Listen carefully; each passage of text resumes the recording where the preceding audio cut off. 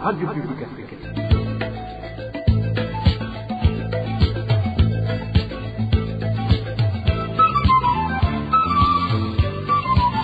Radio Publique Africaine.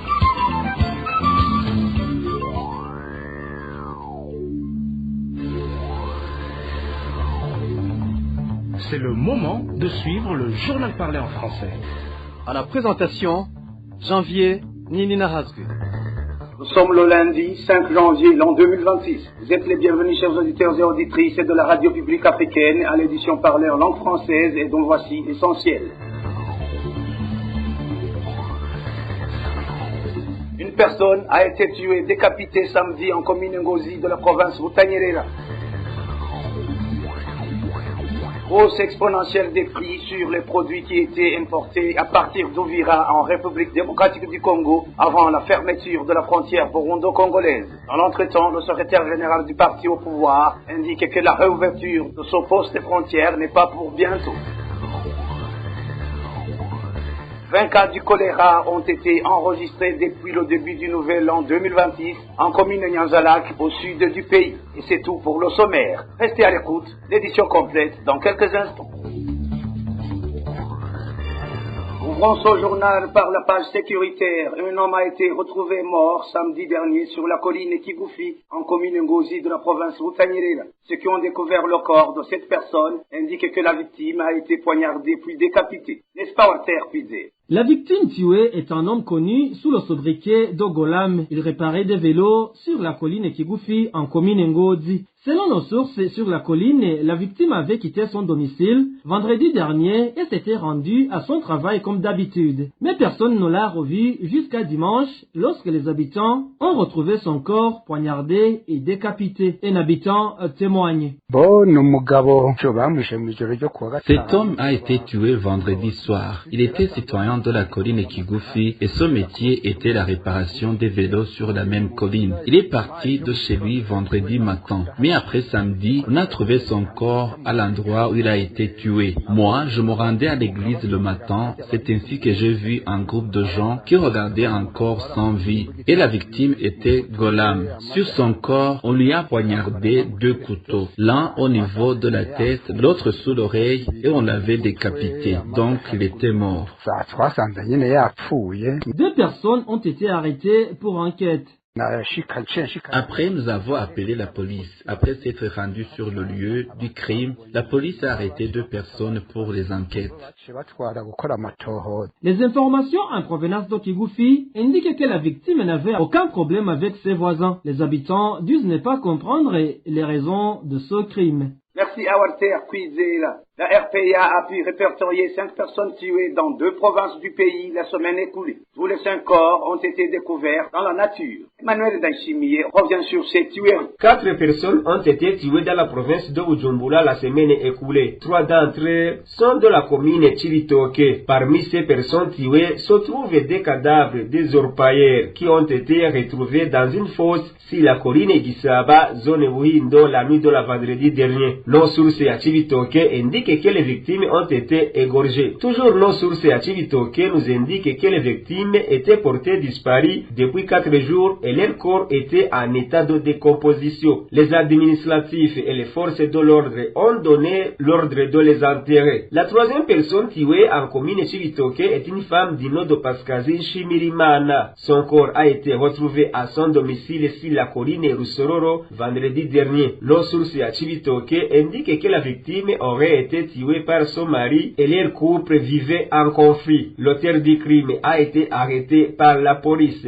La 4e personne tuée dans la province de Bujumbura est un homme qui n'a pas été identifié, qui a été découvert dans le pont qui sépare le quartier Jabe de la zone Giza et la zone Nyakabiga sur l'avenue de l'imprimerie jeudi dernier. Les motifs de ce crime restent inconnus. En fait, la radio RPA a appris qu'un homme dans la province de Butanyerera a été tué. Son corps a été retrouvé sur la colline Kigoufi en commune Ngozi samedi dernier. Nos sources à Ngozi indiquent que la victime a été poignardée à l'aide des couteaux. 2 personnes ont été arrêtées pour des raisons d'enquête. Une courte pause, puis nous poursuivons avec cette édition. RPA.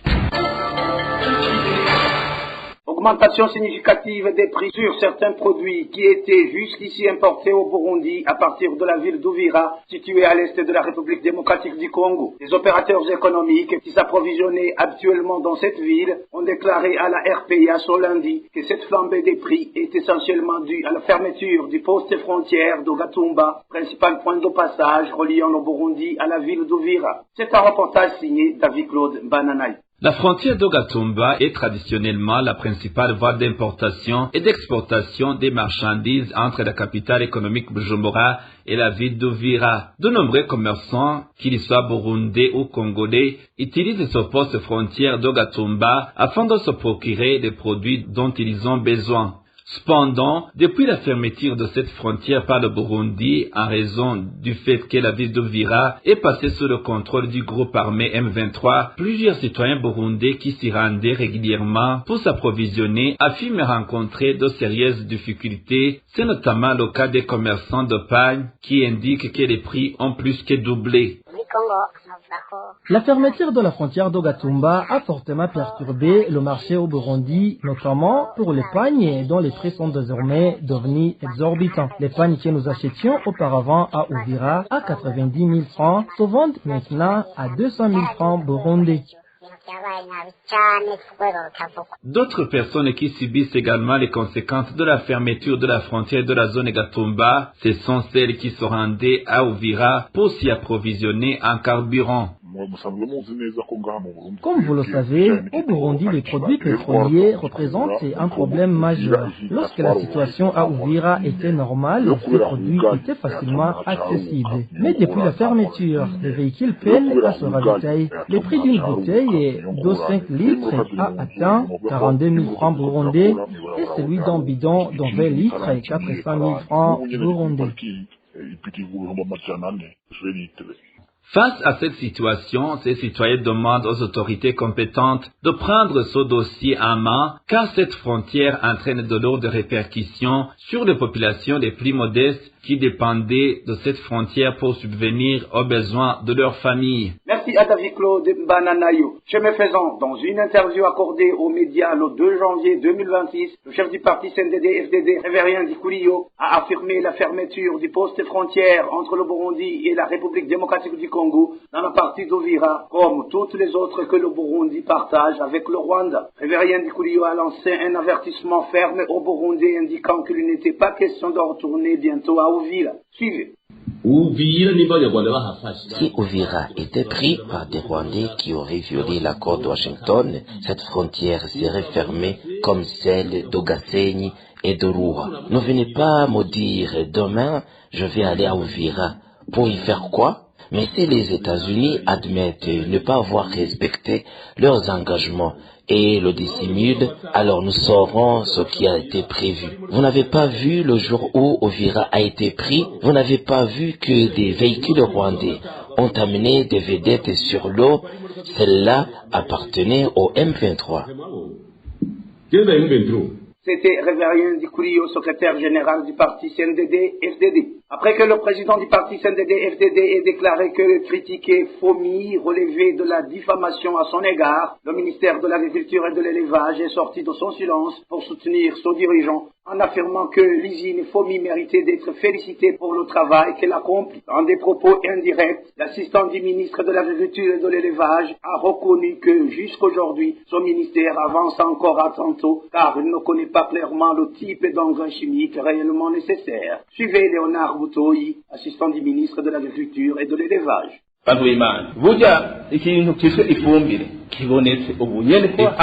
En réalité, on parle d'engrais chimiques parce qu'elle est disponible en abondance grâce à la sensibilisation et nous sommes sur une bonne voie de développement. Par exemple, la mise à disposition des engrais aux citoyens à un prix abordable. Cela ne fait-il pas déjà 6 ans? Le programme des engrais, semblable à celui qui a commencé avec la FOMI, durant la première année, les 5000 tonnes de fumier n'ont pas été écoulées. On ne trouvait pas de preneurs. Nous avons alors commencé commencé avec la FOMI à sensibiliser davantage en montrant la qualité des engrais de la FOMI et la population a compris. Je tiens à vous informer qu'aujourd'hui nous sommes arrivés à un besoin de plus de 200 000 tonnes d'engrais de la FOMI alors que nous étions partis de 5 000 tonnes. Je vous demande donc de soutenir fortement la FOMI dès aujourd'hui. C'est pour cette raison que la FOMI a agrandi son usine que vous voyez à Malambia et qu'elle est en train de construire d'autres unités afin de pouvoir produire suffisamment d'engrais pour la population. Continuons à la soutenir. Chers compatriotes, celui qui ne connaît pas d'où nous sommes partis ne peut pas savoir où nous sommes arrivés. Jusqu'aujourd'hui et même maintenant, nous avançons vers des technologies modernes, la digitalisation afin d'apprendre et de savoir exactement quelle quantité d'engrais sera nécessaire, car même c'est plus de 200 000 tonnes ne suffisent pas encore pour couvrir les besoins de toute la population. C'était Léonard Boutoy, assistant du ministre de l'Agriculture et de l'Élevage. Ces propos de l'assistant du ministre de l'Agriculture et de l'Élevage ont révolté bon nombre de cultivateurs qui trouvent insensé qu'une telle personnalité puisse se réjouir de l'incompétence de son ministère juste pour couvrir des détournements de fonds et autres magouilles qui s'y opèrent. Suivez certains agriculteurs des provinces Butanyerera et Burunga auxquels la RPA a tendu le micro. Dire que la FOMI a produit un excédent alors qu'on réclame toujours des intrants des 2 dernières saisons est vraiment ahurissant. Les tickets sont toujours rangés dans nos maisons. Il y en a qui réclament même toujours l'urée de l'année dernière. Et ils osent dire ça.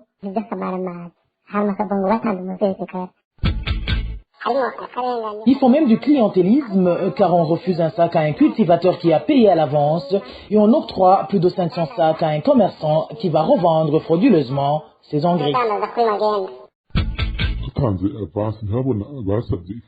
On paie à l'avance. Est-ce que cela ne peut pas leur donner une idée de la quantité nécessaire? C'est juste une astuce pour voler le petit peuple. Nous nous insurgeons contre le ministère de l'Agriculture, car ce n'est pas normal qu'il lance des fleurs à la FOMI, alors qu'il sait très bien le calvaire dans lequel on vit. Non seulement on donne une avance, mais on attend jusqu'à 2 ans pour être servi. Dites-moi franchement, si on nous donne des engrais qui ne correspondent pas à la saison en cours, à quoi cela va nous servir?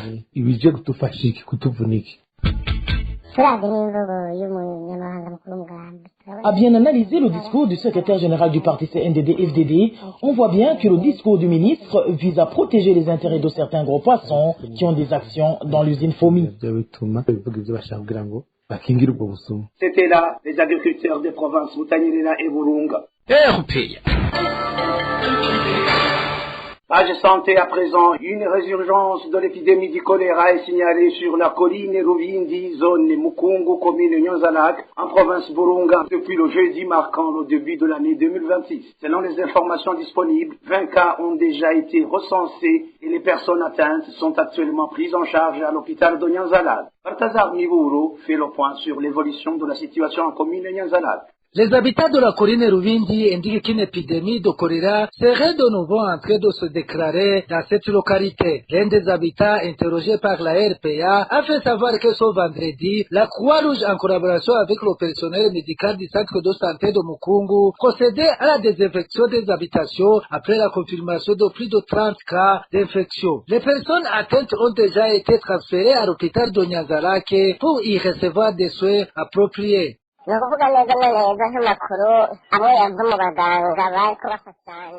Selon certaines informations provenant du personnel médical du centre de santé de Mukungu, qui travaille en collaboration avec la Croix-Rouge dans les opérations de désinfection, celles-ci sont en cours depuis vendredi. Ils indiquent que plus de 30 personnes atteintes du choléra ont déjà été admises à l'hôpital de Nyanza-Lac. Notre source précise que depuis jeudi, le nombre de patients atteints de choléra ne cesse d'augmenter dans les structures de santé de la commune de Nyanza-Lac. Depuis ce vendredi, des ambulances effectuent des rotations régulières pour transporter les personnes atteintes du choléra vers les structures sanitaires afin qu'elles reçoivent des soins médicaux. Les habitants de la colline Ruvindi expliquent que la propagation rapide de la maladie est principalement due au manque d'accès à l'eau potable dans la région. Beaucoup de ménages utilisent encore de l'eau provenant des rivières et des maragos. Selon les mêmes sources, environ 100 personnes auraient déjà perdu la vie à cause du choléra dans les différentes régions du pays. Merci à Balthazar Miburu. Les réfugiés burundais vivant dans le camp de Nyarugusu en Tanzanie continuent d'être mis sous pression pour qu'ils s'inscrivent en vue d'un rapatriement vers le Burundi. Cela intervient alors que ce lundi, ces réfugiés se sont vus suspendre l'aide alimentaire. Ils demandent aux responsables du HCR de les protéger, affirmant que certains employés de cette organisation collaboreraient avec les autorités dans le processus de rapatriement forcé des réfugiés. Les détails avec Hervé Niyuhi. Ce lundi matin, les réfugiés des zones 13, 12 et 11 ont été les premiers à être concernés par la distribution de l'aide alimentaire habituelle. Cependant, certains réfugiés du camp de Nyarugusu en Tanzanie affirment que les uns d'abord ont fait attendre alors qu'ils étaient rendus chercher cette aide. Selon ces réfugiés, un agent du HCR a commencé par tenir une réunion avec eux, une réunion qu'ils ont très mal accueillie, comme l'explique l'un d'entre eux. Aujourd'hui, alors que nous allions chercher l'aide alimentaire, une fois arrivés pour la recevoir, l'agent du HCR Nyarubakura nous a de nouveau réunis et nous a dit « Vous voyez bien que vous n'avez nulle part où mettre vos bagages. Il y a des enfants et des femmes ici. Nous vous demandons donc de prendre la décision de vous inscrire afin de rentrer. » Honnêtement, nous avons très mal accueilli ces propos. Voir un employé des Nations Unies nous tenir de tels discours est choquant, surtout au moment où nos habitations sont détruites. Nous ne comprenons pas comment, après avoir détruit les maisons des gens, on peut ensuite leur demander de s'inscrire pour entrer chez eux. Nous considérons que ces pratiques sont contraires à la loi et relèvent d'une violence injustifiable. Selon le réfugié, Nyarubakura, un agent du HCR, les aurait réélés au cours de cette réunion. Ils auraient insisté en affirmant que ce qui restait à faire désormais était surtout de rassembler des véhicules pour rapatrier les réfugiés ainsi que leurs biens. Il aurait ajouté qu'ils avaient déjà vu ce qui s'était passé dans les autres zones. Entre-temps, nous allons voir comment trouver des bus et d'autres véhicules capables de transporter vos biens, même si nous savons que cela peut poser des difficultés. Beaucoup d'entre vous savent déjà que leurs maisons ont été détruites. Ceux qui ont des familles et qui se sont déjà préparés après avoir reçu la nourriture sont invités à venir s'inscrire. Ainsi, dès demain, nous connaîtrons le nombre total de personnes et saurons combien devront embarquer dans le bus. Je pense que nous nous sommes bien compris. Je vous demande d'en discuter entre vous, afin que nous puissions nous organiser et préparer la manière de vous aider pour le voyage. Ces réfugiés du camp demandent donc, dans le contexte actuel, aux responsables du HCR de leur expliquer pourquoi l'un de leurs agents est celui qui les persécute au nom de l'État. Ils estiment que la communauté internationale devrait saisir cette question. La Tanzanie se comporte comme si elle était au-dessus des lois de l'Organisation des Nations Unies et ne respecte pas les règles internationales. Nous demandons aux responsables du HCR d'ouvrir une enquête sur Nyarubakura et d'expliquer pourquoi il est en première ligne dans la persécution des réfugiés burundais. Nous le connaissons, il est lui-même burundais. Ce qui nous choque le plus, c'est de voir un Burundais participer à la souffrance d'autres Burundais réfugiés depuis longtemps. La communauté internationale doit se saisir de ce problème des réfugiés ici. Rappelons que la police tanzanienne a depuis quelques jours lancé des opérations de démolition des habitations de ces réfugiés dans le camp de Nyarugusu. Page sportive pour clore cette édition, le Maroc et le Cameroun ont validé ce dimanche leur ticket pour les quarts de finale de la CAN dans des rencontres qui n'ont pas été du tout faciles aux vainqueurs. Pour ce lundi, l'Égypte croise le fer avec le Bénin et le Nigeria jouera contre le Mozambique. Les détails avec Désiré Atsundiman. Le match de ce lundi 21h opposera le Nigeria au Mozambique. Le Nigeria, vice-champion de l'édition précédente, ne vise que le trophée de cette année. Avec des joueurs comme Victor Osimhen, Alex Iwobi ainsi que d'autres, le Nigeria est capable d'atteindre cet objectif. En face se trouve quand même le Mozambique, un pays qui a surpris plus d'un pendant ces matchs de groupe par sa qualité. Même si le Nigeria est favori, le match n'est pas gagné d'office. Pour les matchs de ce dimanche, le Cameroun s'est qualifié difficilement après avoir battu l'Afrique du Sud par 2-1. Les buts camerounais ont été marqués par Junior Chamadé et Christian Michel Kofian. L'Afrique du Sud a fait des efforts énormes en deuxième mi-temps, marquant tardivement son but à la 88e minute par l'intermédiaire de Mukoba. Les Sud-Africains ont poussé mais n'ont pas parvenu à égaliser. À la fin du match, les Lions indomptables ont poussé un ouf de soulagement. Le Cameroun jouera en quart de finale contre le Maroc qui n'a pas fait un bon match face à la modeste équipe de la Tanzanie. La Tanzanie, malgré son statut de petit poussé face au Maroc qui joue devant son public, n'a pas tremblé. Elle a d'ailleurs fait un match qui a prouvé que l'Afrique de l'Est possède des joueurs capables de titiller les stars d'Europe. Malgré sa qualification pour les quarts de finale, le Maroc n'a pas convaincu ses supporters qui commencent à douter pour la suite de la compétition. Et voilà, mes chers auditeurs et auditrices, c'est sur ce reportage sportif signé Désiré Hatsungimana que nous mettons fin à cette édition de la RPA parlée en langue française, ce lundi 5 janvier l'an 2026. Merci pour votre aimable écoute. Merci à toute l'équipe de la rédaction pour la collecte et le traitement de toutes les infos, sans oublier de remercier l'équipe technique pour sa bonne collaboration. À la présentation, vous étiez avec Janvier Nilinazui. Bon début de la semaine chez vous.